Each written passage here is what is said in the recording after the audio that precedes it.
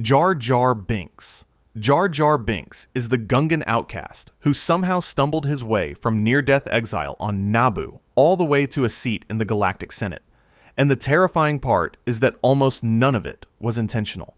In the Phantom Menace, he's introduced as comic relief, spending most of the film tripping over things, nearly getting himself and the heroes killed, and accidentally contributing to battle victories through pure dumb luck. But his accidental incompetence in Episode 1 is almost forgivable compared to what he does in Episode 2. It's Jar, now acting as a Republic senator, who formally proposes the motion granting Supreme Chancellor Palpatine emergency wartime powers. That motion is the legal mechanism through which a Sith Lord dismantles a 1,000-year-old democracy. Jar Binks didn't just fail to stop it, he enthusiastically handed Palpatine the pen. The galaxy burned, billions died, and the Empire rose, all set in motion partly because the most gullible creature in the Senate had a speaking role that day. He was designed to appeal to children, and instead became one of the most universally disliked characters in the history of cinema. Tiko. Tiko is introduced in The Last Jedi as a Resistance maintenance worker who catches Finn trying to desert, and from that moment the film invests serious time building her into a meaningful part of the story. The problem is that everything her arc sets in motion ends in failure. She and Finn travel to Canto Bight to find a master codebreaker who can disable a First-Order tracking device, a mission presented as the Resistance's only hope for survival. They fail to find the right person, hire the wrong one, get betrayed, and the tracking device stays active, leading the First Order directly to the last Resistance survivors on Crate. Then, in the film's most baffling moment, she crashes her ship into Finn's to stop him from a self-sacrifice that might have actually worked, nearly killing both of them while delivering a line about saving the things you love. The Resistance is then almost entirely wiped out. By the rise of Skywalker, she has been quietly moved to the background, given almost no lines, and plays no meaningful role in the conclusion of the trilogy her character was supposedly built to be part of. Padmé Amidala. Padmé Amidala is established in The Phantom Menace as a brilliant tactician who disguises herself as a handmaiden, outmaneuvers a Trade Federation blockade, and forms an alliance that saves her planet. Then, the prequels spend 2 more films methodically dismantling everything that made her interesting. By Attack of the Clones, she exists primarily as a romantic target for Anakin's increasingly unsettling monologues. By Revenge of the Sith, as the Galactic Republic collapses around her in real time, one of its most powerful senators spends the film being pregnant and worried. She watches Palpatine consolidate power, watches the Senate vote itself into irrelevance, and does essentially nothing. Then she dies. Not in battle, not through sacrifice, but according to a medical droid who delivers one of the most bewildering lines in blockbuster history, she has lost the will to live. A woman who once recaptured a planet from an occupying army dies of sadness, minutes after giving birth to Luke and Leia, because the script needed her gone and couldn't think of a better reason. General Hux. General Hux arrives in The Force Awakens, standing before an assembled First Order army, delivering a speech in front of Starkiller Base with the clear intention of making him feel like a serious threat.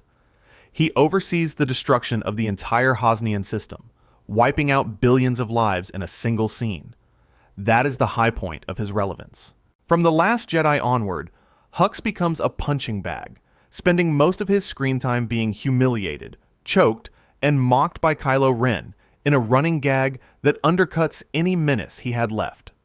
His arc concludes in The Rise of Skywalker, with the revelation that he has been leaking First Order information to the Resistance, not out of conscience or ideology, but purely out of personal spite toward Kylo Ren. He is then immediately shot by his own troops and killed. The man who supervised the destruction of an entire star system died as a plot device for someone else's redemption arc, motivated entirely by a workplace grudge. Maz Kanata. Maz Kanata is over 1,000 years old, Force-sensitive, and runs a castle that has served as neutral ground for smugglers, pirates, and warriors from across the galaxy for centuries. The Force Awakens sets her up as the kind of ancient knowing figure who could fill an entire film with context and wisdom. Instead, she hands over a lightsaber, offers a few lines of vague encouragement, and disappears. When asked how she acquired Anakin Skywalker's lightsaber, a weapon with a documented and violent history spanning decades, her answer is essentially that it's a long story for another time. That other time never comes.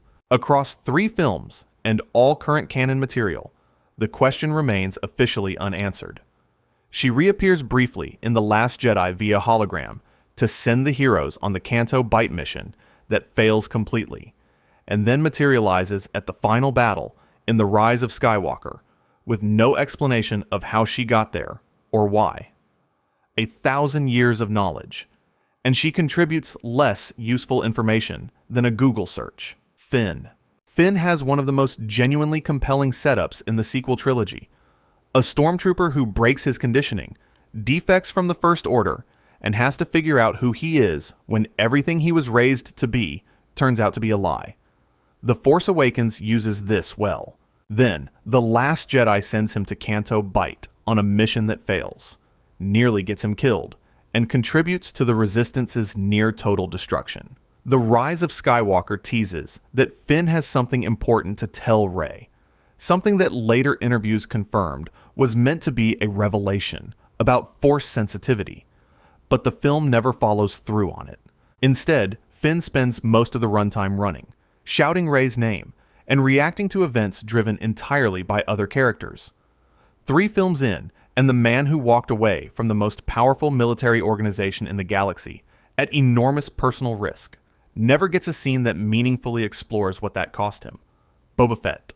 Boba Fett is introduced in The Empire Strikes Back, surrounded by some of the most feared bounty hunters in the galaxy, personally selected by Darth Vader, wearing armor covered in dents that imply a long history of violence the film never bothers to show. Across 2 films, he has approximately 10 lines of dialogue total. His one concrete contribution to the plot is tracking the Millennium Falcon to Cloud City and reporting its location to Vader, which works, but only because Vader then does absolutely everything else. Boba Fett stands near important people and watches. Then, in Return of the Jedi, a half-blind Han Solo accidentally bumps his jetpack during the chaos above the Sarlacc pit, and Boba Fett tumbles in. C-3PO helpfully explains that the Sarlacc will slowly digest its prey over 1,000 years. The most feared bounty hunter in the galaxy, ended by a man who could barely see, having never once in 2 films done anything that another character couldn't have done faster. Captain Phasma. Captain Phasma was marketed before The Force Awakens as one of the film's major antagonists. Chrome stormtrooper armor, imposing height, prominent placement on posters and merchandise, the clear visual language of a villain built to matter.